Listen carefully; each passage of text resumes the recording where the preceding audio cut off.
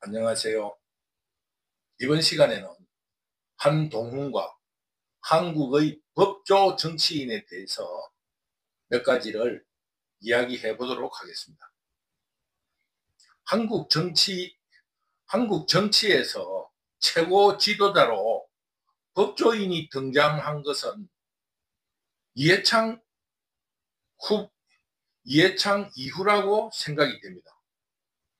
그리고 그 이해창의 결점을 발견하고 또 법조인이 대통령 후보가 되는 것에 용기를 얻은 이인재가 그 다크호스로서 등장하였고, 그 이후 김대중을 이은 노무현, 그리고 문재인, 이재명, 윤석열로 연결되었습니다.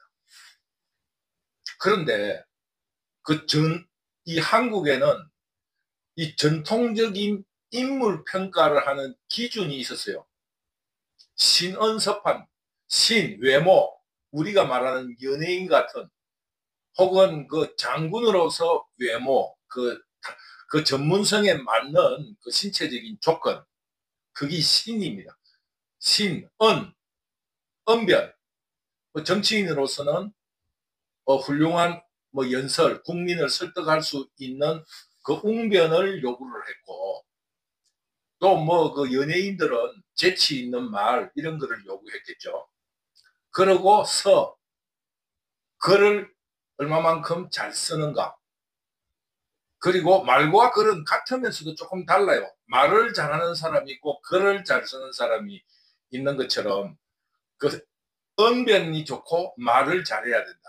왜냐하면 훌륭한 지도자는 다재다능하고 능력이 많아야 된다는 이런 의미로서 신은서, 이거는 각 전문가로서 능력을 발휘할 때의 그 개성, 특징은 각각 다를 수가 있어요. 정치인으로서는 대중을 설득할 수 있는 혹은 선동할 수 있는 언변과 글솜씨를 요구했다면, 현재 가장 지금 각광받고 있는 연예인이라 하면은 그 재치 있는 말과 또 국민 그런 사람들에게 감성적으로 감동을 시킬 수 있는 글을 요구를 하고 있다, 이렇게 볼 수 있는 거예요. 그리고 판단력이 얼마만큼 좋은가, 이런 기준으로 볼 때 북두 시민혁명군이 위에서 거론한 현대사 후반기에 나타나고 있는 한국의 법조 정치인들은 보통 사람들보다 못하다고 북두 시민혁명군은 평가합니다. 이해창, 노무현, 이인재 다 개인적으로 악수하고 식사도 같이 한 사람도 있었지만은 악수도 하고 가까이서 되게 다 거의 다 전부 다 봤습니다. 특히 그런 사람들을 만나보면, 물론 이 북두 시민혁명군은 체격이 큰 편입니다. 30대 후반부터 키가 182고 몸무게가 한 95kg에서 100kg를 지금도 유지하고 있으니까 체격이 굉장히 큰 편입니다. 그래서 그런 것도 있지만은 앞에서 말하는 법조 정치인들이 굉장히 체격이 왜소해요. 이해창, 이인재, 노무현, 문재인까지, 그리고 이재명이, 이런 사람들 전부 다 체격이 왜소합니다. 그런데 지금 윤석열이 하고 한동훈이가 그 한국의 표준 체격보다 조금 상위에 있는 그런 체격으로 나타났죠. 아주 윤석열도 극우예요, 극우. 큰 체격입니다. 한 6 정도 돼요. 76이나, 내가 볼 때 한 76이나 77로 작은 체격도 아니고 몸무게가 한 100kg 이상 나갈 것 같더라고요. 그런 입장으로 이 체구가 작고 그 잔재주는 굉장히 있는데도 덕장으로서의 이 느낌, 지도자로서의 그 중후함, 이런 그런 느낌이 전혀 없습니다. 특히 기억에 남는 사람은 그 사후에 바보 노무현이라는 이름으로 우직한 이런 무게 있는 정치인 혹은 국민 영웅으로 등장한 노무현도 북두 시민혁명군이 실제로 만나본 경험으로는 다리를 달달달달 뜬다든가 또 굉장히 분주하고 산만해요. 그러면서 그 뭐라 그럽니까? 촐싹대는 그런 느낌. 이런 느낌을 지울 수가 없습니다. 또 이해찬도 만나봤는데 커피를 같이 마셔봤는데 어떻게 사람이 저렇게 생길 수가 있지 할 그런 느낌을 받을 만큼이나 굉장히 기괴하다는 느낌을 받았어요. 얼굴이 희다는 그런 느낌이 아니고 굉장히 창백하다. 이런 느낌을 받은 데다가 눈이 이렇게 눈 표정이 웃는 것도 아니고 뭐 부처님의 눈 것처럼 웃는 것도 아니고 그냥 평범하게 있는 것도 아닌 실눈을 뜨고 있으면서 한 번씩 웃는데도 그 웃음이 그 느낌이 뭐라 그럴까요? 좀 소설적으로 표현하면은 창백하다고 해야 하나? 웃는 것 자체에도 화사함이라든가 어떤 그 사람의 그 어떤 즐거운 기분이 표현되는 것이 아니고 아주 냉정하고 창백한 그런 느낌을 받는 그 뭔가 그 웃음 자체도 그 어색한 보통 사람들하고 다른 북두 시민혁명군은 기계화다. 참 희한하게 생긴 사람이다. 이런 느낌을 받았어요. 그럼 순전히 북두 시민혁명군의 그 뭡니까? 그 감정, 느낌을 말하는 겁니다. 내가 보면 되게 그렇게 느낀다고 생각을 해요. 그런데 거기에서 아주 재미있는 현상은 그 모든 그 대통령 후보의 그 배우자, 마누라들은 굉장히 사람들이 인자하고 그 외모가 굉장히 출중해요. 미모가 아니다 이런 걸 떠나서 이회창의 그 사모님도 굉장히 인자하고 웃는 게 화사하고 편안해요. 노무현이 마누라도 그런 대로 괜찮아요. 뭐 좋은 평가는 못 주더라도 그냥 수수한 그런 그 시골 촌부의 느낌이 있어서 좀 편안한 편입니다. 또 그 뭡니까? 이명박이 그 사모님도 여사님도 이명박의 배우자 사모님도 여사님도 굉장히 훌륭합니다. 그 외모가 다 굉장히 그래서 북두시민혁명군은 그런 사람들을 보고 난 뒤에 물론 그 대통령 후보인 남편들도 훌륭한 업적을 이루었으니까 대통령 후보로 나왔지만 북두시민혁명군이 신은 서판으로 볼 때 외모라든가 이런 거를 볼 때 참 보잘것없다. 아주 참 우리가 볼 때 참 대단한 사람인데 어떻게 저렇게 해가지고 참 저런 훌륭한 업적을 쌓았을까 할 정도로 굉장히 왜소합니다. 그런데 그 사모님들이 굉장히 훌륭해요. 여사님들이. 그래서 그 북두 시민혁명군은 젊었을 때 그런 생각을 했어요. 아, 남자는 여자를 정말 잘 만나야 되는구나 이런 생각을 한 적이 있습니다. 그 사모님들이 다 훌륭해요. 그런데 이상하게 끝으로 올수록 이 현대에 가까워 올수록 그 배우자들이 형편없어요. 그 문재인의 그 여사님도 김정숙 여사도 본 적이 있고 또 지금 이재명의 그 여사님은 사모님은 보지를 못했는데 아주 보잘것없어요. 그런데 쉽게 말하면 잘생겼다 못생긴다를 떠나서 품위가 없습니다. 그 쉽게 말하면 사람들에게서 느끼는 향기 이런 게 없어요. 그리고 지금 현재 만나보지는 못했는데 김건희 여사 그 화면상으로 봐도 그분은 조금 그 취향이 그래서 그랬는가 모르지만 북두 시민혁명군이 가지는 느낌은 뭐라 그러겠어요. 무당기가 있다 해야 되나? 뭐 차림이 정말로 품위가 없어요. 인물은 그 정도면 굉장히 미인인데도 그 사람이 행동이라든가 이런 데 품위가 없습니다. 그래서 신은 서판으로 볼 때 그 남자들 대통령 후보들은 정말 볼품이 없습니다. 도리어 그 여사님들 배우자들은 굉장히 그 교양이 있어 보이고 실제로 있는가 없는가 모르지만 굉장히 여자들이 품위가 있습니다. 그런 느낌을 받았다는 겁니다. 그 이에 문재인이라든가 이런 앞에서 말씀드렸다시피 법조 정치인들이 그 신원서판 전통적으로 보는 외모라든가 이런 말솜씨라든가 이런 거는 아주 행편없다. 그러니 뭐 문재인이니 이재명이니 이런 사람은 더 이상 이야기할 필요가 없어요. 더구나 문재인이 이재명이 이런 사람은 배우자들까지 그 여사님들까지 완전히 빵점입니다. 내가 볼 때. 그렇기 때문에 문재인에 대한 이런 평가는 뭐 더 할 필요가 없기 때문에 생략을 하기로 하겠습니다. 어쨌거나 한국 현대사의 후반기로 들면서 법조인 정치인 시대가 열렸다고 할 수 있습니다. 이런 와중에 정치 능력을 우리 국민들이 잘못 봤거나 혹은 과대평가한 사람이 바로 한동훈입니다. 국민들도 잘못 평가했지만은 한동훈 그 사람 자체도 나르시즘, 그 사법고시 붙은 사람들 되게 그렇잖아요. 자기 잘난 못에 흠뻑 젖어 있는데 이게 지나치게 깊이 빠져 있는 사람이 한동훈이다. 북두시민혁명군은 이렇게 생각하는 겁니다. 한동훈이가 아마 좋은 정치 멘토를 만났으면은 한동훈은 그 주도적인 무슨 일을 기획하기보다는 기획된 큰 틀 속에서 치밀하게 기획하고 프로그램을 짜고 그 실천하는데 아주 탁월한 능력을 가진 사람으로 그 인생 역정에서 나타났고 또 북두시민혁명군도 그렇게 판단을 합니다.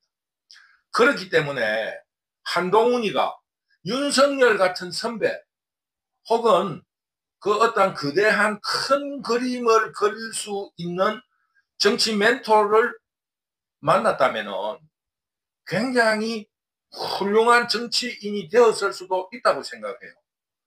그러나 자기 자신이 나르시즘에 너무 깊이 빠져 있고 그러기 때문에 판단력이 흐린 사람입니다. 그러므로 그 간신 같은 사람들이 그 한동훈 주변에 개입될 여지가 많은 사람이고 그러므로 한동훈이의 그 미래가 굉장히 흔들릴 수 있는 사람이었어요. 그 쉽게 말하면 정치낭인 그리고 생긴 것부터가 잔재주에 능한 그 말장난만 하는 신중건, 신지호, 김종혁 이 사람들 모두가 직업이 뭐였어요? 전부 다 잔재주만을 부리다가 국민들의 신임을 받지 못한 정치 낭인들이잖아요. 이런 장깨를 부리는 자기 이익을 챙기는 그런 사람들이 주변에 정치 참모로 몰려들고 그런 사람들의 꼬임이 한동훈의 그 자기 능력상 귀에 달콤하게 들리는 그런 현상에 빠진 겁니다. 그래서 어떤 그 정치적인 그 꼬임에 빠졌습니까? 미래 권력을 쟁취를 하려면 현재 권력과 차별화를 해라. 이런 꼬임에 빠져가지고 공산 반란 세력에 부역하면서 자신의 동지인 현직 대통령, 현재 권력인 윤석열을 배반하면서 탄핵몰이에 나섰습니다. 참으로 어처구니 없는 그런 행동이라 할 수 있어요. 왜 그러냐 하면 한국의 정치 문화 혹은 한국 국민들은 전체적으로 통계에 드러나듯이 사기라든가 이 속임이 많은 그런 사회 풍토를 가지고 있어요. 그런 만큼 한국 사회는 배신을 밥 먹듯이 하고 그러면서 그 배신에 대해서는 강한 사람들이 많으니까 배신에 대해서는 굉장히 요즘 용어로 극혐합니다. 극도로 혐오하는 편입니다. 그래서 아직도 사육신을 존경하고 있는 겁니다. 왜냐하면 그만큼 배신이 많았고 충신이 없다는 뜻이면서 또 배신을 저주하고 그 충신 이런 사람을 존경한다는 겁니다. 가장 비근한 예가 전두환의 그 어떤 비서실장이었던 장세동이가 국민들에게 욕을 듣지 않고 그 나름으로 존경받는 이유 중에 하나입니다.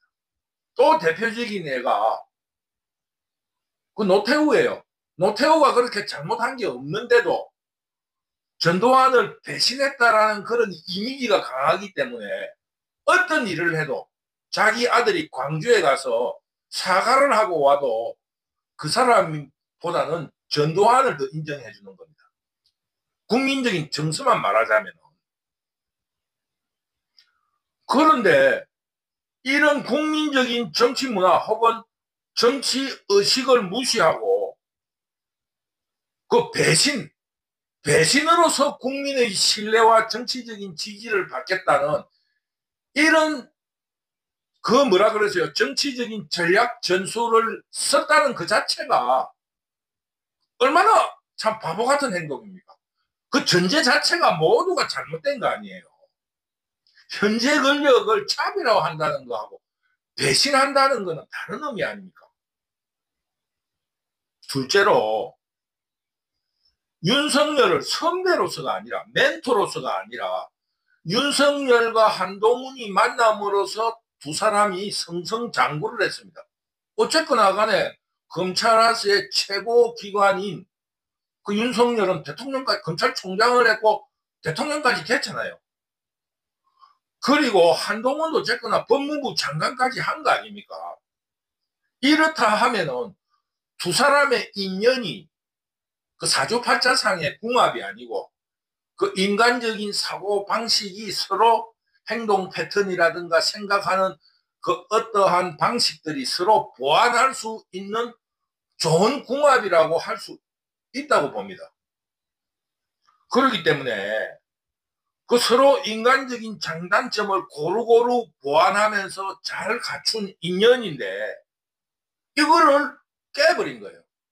간단하게 말하면은 이번 비상계엄 사태라든가 지금 현재 일어나고 있는 윤석열 대통령이 정치인으로서의 행동을 보면은 굉장히 과감하고 대범하고 큰 기획을 하는 사람이라는 것을 이번에 더 느꼈을 겁니다. 검찰총장에서 대통령 후보로 나올 줄 어떤 사람이 그 예상을 했겠습니까? 그러나 구수를 통해서 그 늦게 출발했지만은 다른 사람보다 빠르게 대통령까지 되는 검찰총장이 되고 그럼으로써 그 윤석열보다 빠른 기수의 검사들이 전부 다 윤석열이 대통령이 되니까 다 사표를 쓰고 사퇴를 하는 이런 소동이 일어나면서 검찰총장과 대통령이 된 거 아닙니까? 그 과정이 꽤가 아니잖아요. 윤석열이가 그 정치적인 과정을 보면은 정치력이라 할 수 있는 정치력을 발휘한 것이라기보다는 어떠한 대범한 선택을 통해서 그런 과정을 이루었다고 볼 수 있습니다. 이런 의미에서 윤석열은 큰 기획을 해놓으면은 거기에 프로그램을 짜고 치밀한 실천 그 과정을 그리면서 그 기획을 실행해내는 능력이 한동훈이가 굉장히 뛰어났다고 할 수 있습니다. 그러므로 북두 시민혁명군이 볼 적에는 이 두 사람의 만남이 굉장히 좋은 만남이다. 궁합이 맞는 만남이라고 판단할 수 있다 이겁니다. 그런데 그 간신배들 같은 입만 가지고 사는 사람들에 의해서 자기가 윤석열보다 훌륭하다. 물론 윤석열보다 훌륭하다고 할 수 있어요. 그 경중은 어떻게 따질 수 있는가 모르지만 윤석열이가 무대책으로 어떠한 큰 그림을 그리면은 윤석열은 그 실천 능력은 없어요. 그러면은 한동훈이가 그거를 무에서 유로 그 실천을 해내니까 그 실행 능력은 한동훈이가 더 뛰어나다고 할 수 있습니다. 그러나 평가에 따라서는 큰 그림을 과감하게 대범하게 기획해내는 그 사람이 더 훌륭하다고 점수를 줄 수도 있을 겁니다. 그러므로 어떤 누구가 훌륭하다 이런 걸 떠나서 이 두 사람은 인간적인 장단점을 서로 보완하는 관계로서 좋은 궁합이고 좋은 인연이라고 할 수 있는 겁니다. 그렇기 때문에 그런 업적을 이룬 거 아니겠습니까? 검찰에서. 이런 거에 대해서 우리가 한동훈이 윤석열과의 지나온 과정에서 굉장히 성공을 했다라는 이런 의미로서 깊이 선택에 대해서 생각하고 사고를 해야 하는데도 불구하고 그 꼬임에 빠져서 본래적으로 가지고 있는 나르시즘에 깊이 빠져버린 겁니다. 그러므로 그 꼬임이 달콤한 거예요. 쉽게 말하면은 삼국지적인 중국의 역사책을 바라보면은 그 진나라 황제가 중국 최초로 통일을 했지만은 70년 만에 망하잖아요. 그 위에 있는 형님 세자를 제치고 그 둘째 아들에게 간신들이 저 첫째일 뿐이지 당신이 훨씬 훌륭합니다. 이 꼬임에 빠지는 거예요. 한동훈이도 그런 자기 그 사람 간신배들의 꼬임에 빠졌다. 이게 북두시민혁명군의 판단입니다. 그리고 세 번째로 이 정치라는 것이 연예인처럼 이렇게 하려고 하는 이런 한동훈의 단세포적인 생각에 대해서 북두시민혁명군은 깜짝 놀란 거예요. 의아해한 겁니다. 뭐 저런 정신 나간 놈이 다 있나 이런 생각을 했습니다. 총선 때 이게 지는 거구나 알아한 거예요. 유명인사가 그 연예인이든 매스컴에 나오는 유명인사가 대중들 앞에 나서면은 대중들이 실물하고 화면에 비치는 거하고 같은가라는 이런 호기심이 발동이 되고 또 하나는 술자리라든가 누구와의 만남에 있어가지고 잡담의 소재가 되니까 그 인정샷을 하고 싶어 하는 거 아닙니까? 그러니까 대중들이 나서면 인기가 있든 없든 그 사람들하고 인정샷을 남기고 싶어 하기 때문에 사람이 몰려드는 거예요. 그런데 이런 단순한 이런 감정을 이 한동훈이는 자기가 인기가 높고 자기를 정치적으로 지지하는 것처럼 오판을 해가지고 얼굴이 막 흥분이 돼가 푹 들떠 있는 이런 모습을 보고 저 사람도 한 50이 되었다고 하는데 아직 세상 물정을 그렇게 모르나 이런 생각을 하게 된 겁니다. 그러니까 한동훈은 거기에 붕 떠가지고 사람이 들떠가지고 정치인으로서 자기가 국민들에게 어떤 통치를 할까 나라를 어떻게 끌어나가겠다 하는 정치적인 메시지나 혹은 정치적인 이미지를 남기는 데는 전혀 준비도 하지 않고 아무것도 하지 않은 거예요. 그냥 사진만 찍고 다니는 거야. 그거는 단순한 호기심에 불과한 거예요. 그거를 눈치채지 못하고서는 붕 떠가지고 말입니다. 2년여 동안에 국민들에게 한동훈이 나라를 어떻게 통치한다고 들은 적이 있습니까? 개혁한다. 혹은 바꾸겠다. 아니면은 국민의 뜻. 그거는 정치인들이 그냥 아무나 할 말 없으면 하는 말이에요. 좀 차별화가 돼야죠. 자기가 말하는 대로. 나는 이런 정치를 하겠다. 그 이재명이에서 느끼는 게 뭐예요? 기본소득. 돈을 퍼주겠다. 포퓰리즘을 하겠다. 누가 뭐라 해도 나는 포퓰리즘을 하겠다. 이게 이재명의 카드 아닙니까? 한동훈이 바꾸겠다. 뭘 바꾸겠다고, 뭘 어떻게 바꾸겠는가에 대해서 한마디도 없습니다. 국민의 뜻. 그 국민의 뜻이 니는 뭐로 알아들었는데 이 말에 대해서는 한마디도 없습니다. 2년 동안 국민들에게 어떠한 정치적인 이미지나 메시지를 남기지 못한 무슨 연예인도 저런 연예인도 없어. 연예인도 그 대중들과 사진을 찍을 적에는 옷을 입는 데서도 뭐든지 메시지를 주는 거예요. 내가 이번에 신곡이 나왔다. 쉽게 말하면 나오나 보세요. 그 모든 행동에 이미지가 들어있는 거예요. 근데 한동훈은 가발 썼다는 것밖에 모릅니다. 이런 부정적인 이미지를 아주 훌륭한 이미지로 알고 있다는 그 자체가 얼마나 단세포적이냐 이런 말씀을 드리는 겁니다. 그런데도 이 국민들이 한동훈에 대해서 얼마만큼 실망을 하고 어떻게 되어 있는가에 대해서도 아직도 깨닫지를 못하고 곳곳에 현수막을 걸면서 그 윤석열 대통령의 탄핵 인용을 당해서, 탄핵 소추의 인용을 당해서 파면이 될 것이라고 하는 기정사실화, 03 반란 도둑대들의 기정사실화하는 프레임에 동조를 하면서 경선을 준비하고 있다.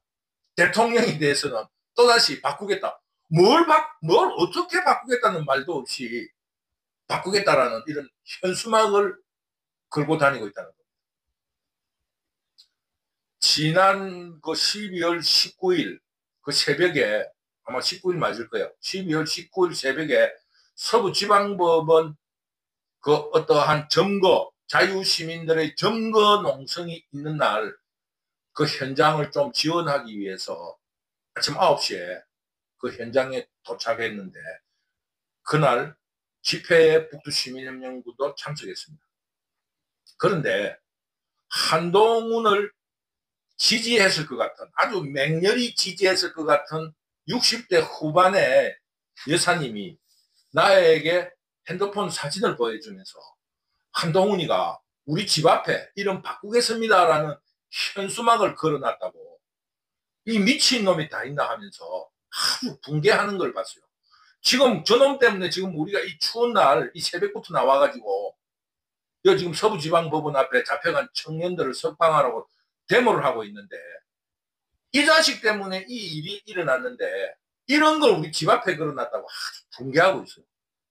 앞에서 말했다시피 한동훈은 그 법조인들이 되게 가지고 있는 나르시즘, 그게 굉장히 깊어가지고, 그것도 그 경선 나간다든가 정치적 제기를 하는 것도 전략적으로 다가가야지, 그 판단력이 흐려가지고 지금 이 난리 중에 제기를 하겠습니다 이러니까 국민들에게 매를 버는 거예요. 도로마나 죽을 짓을 하고 있다 이겁니다. 그만큼 한동훈의 정치적인 그 능력에 대해서 우리 국민들이 잘못 판단했고 또 과대평가했다는 것을 다시 한번 말해주는 겁니다. 앞에서 말했다시피 이 세 가지 문제. 첫째, 배신자로서 국민들의 지지를 얻으려 한다. 이 말이 안 되는 거예요. 차별화와 배신자는 다르다. 두 번째로, 그 주변의 참모들을 잘 둬야 되는데 그 정치 낭인들, 그 장깨 부리는 사람들의 속아서 일을 하고 있다는 거. 세 번째, 그 나르시즘이 깊어가지고 정치라는 그 개념조차 없는 사람이다.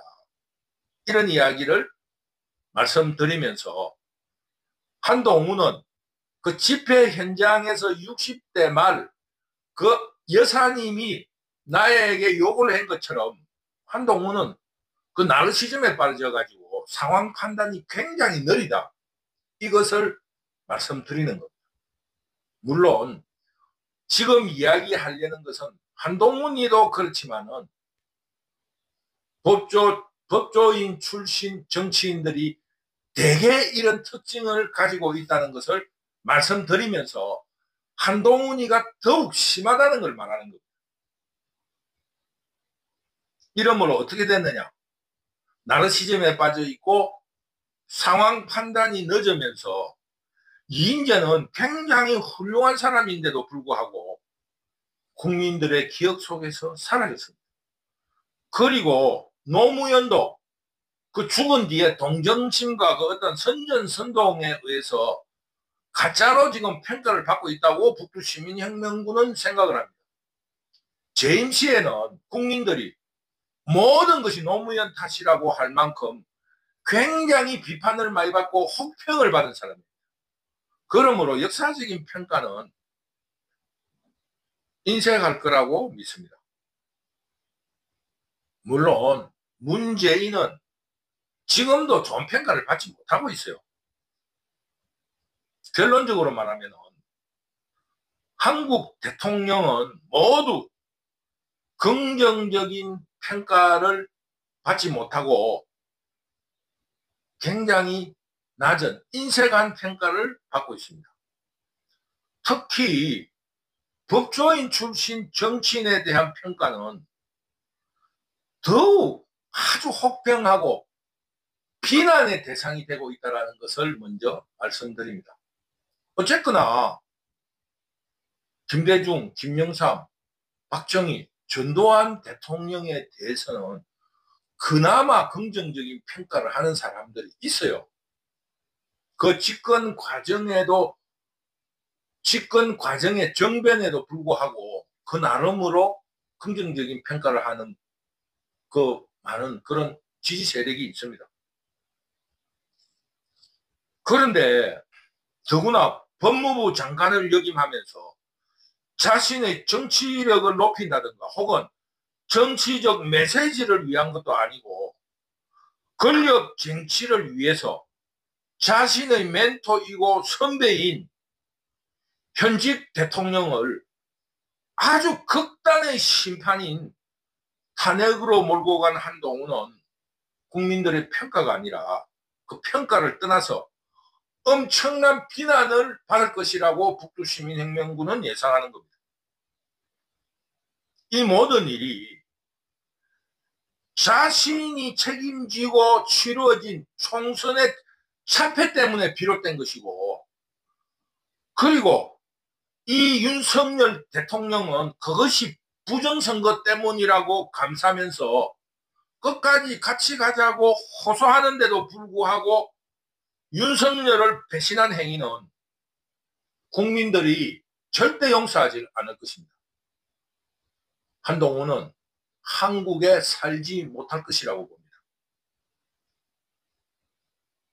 그러면서 북두시민혁명군이 한동훈에게 하고 싶은 말은, 정치는 윤석열이 지금 보이고 있는 비상계엄령 선포처럼 결단을 통해서 국민들에게 호소하고 거기에 대한 평가를 통해서 국민의 지지를 받는, 이것이 바로 정치다.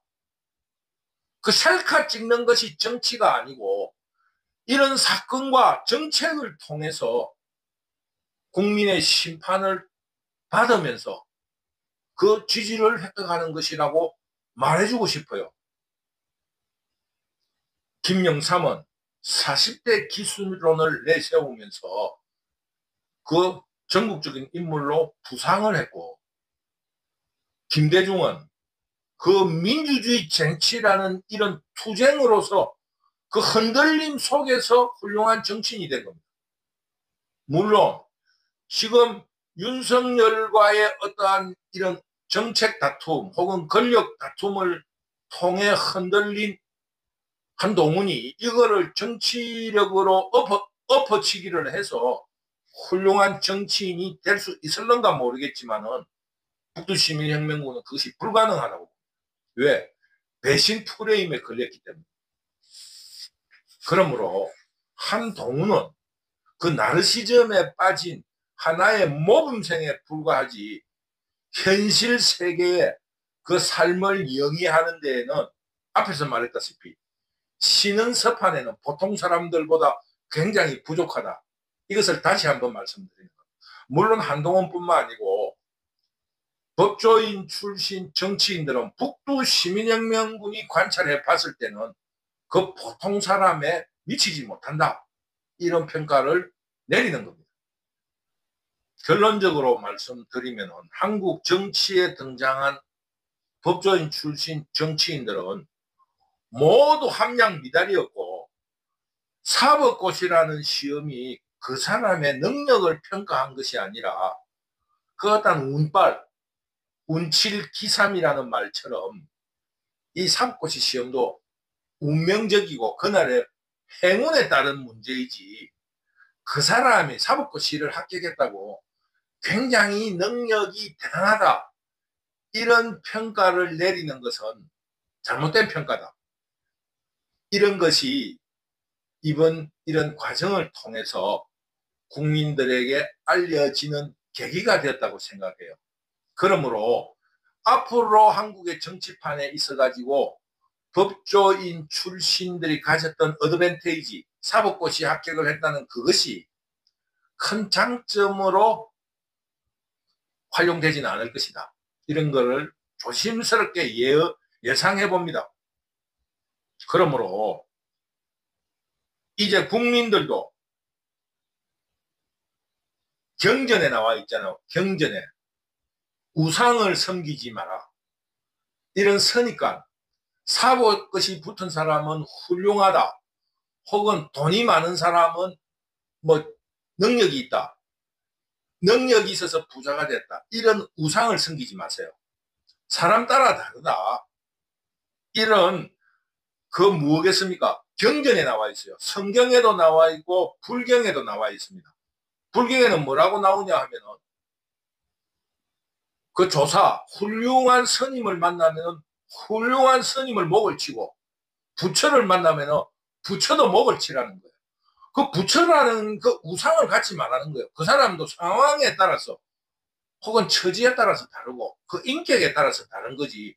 부처니까 모두 훌륭하다. 사법고시 붙었으니까 실력이 있다.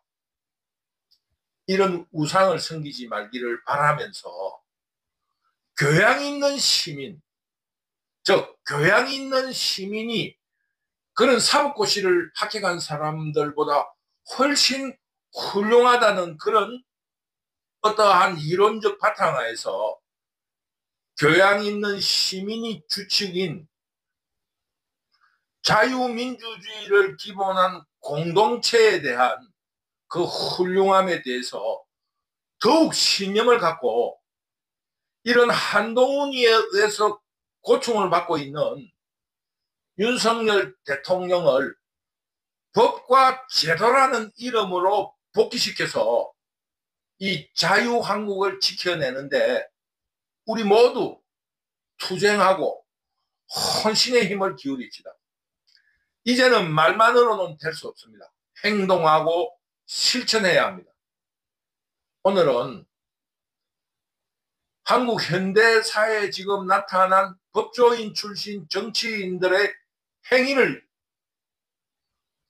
분석하면서 한동훈이 저질러 놓은 지금 이런 자유한국의 혼란을 우리 모두가 행동과 실천으로서 지켜내야 된다. 이런 주제를 가지고 강의를 하게 되었습니다. 북두시민혁명군 유튜브를 시청해 주시는 구독자 그리고 시청자 여러분, 여러분의 응원의 박수를 늘 감사하게 생각합니다. 감사합니다.